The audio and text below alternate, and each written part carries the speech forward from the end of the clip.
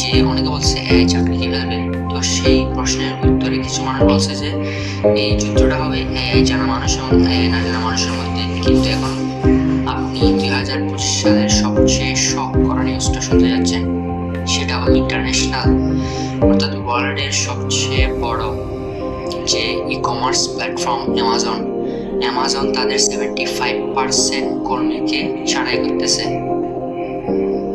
আর তারা তাদের কাজ করাবে এখন থেকে এআই এবং রোবোটিক্স দ্বারা। তাহলে 25% মানুষ শুধু অ্যামাজনে কাজ করবে, হয়তোবা তারা শুধু 25% মানুষ শুধু কি এআই এবং রোবোটিক্সকে নিয়ন্ত্রণ করবে।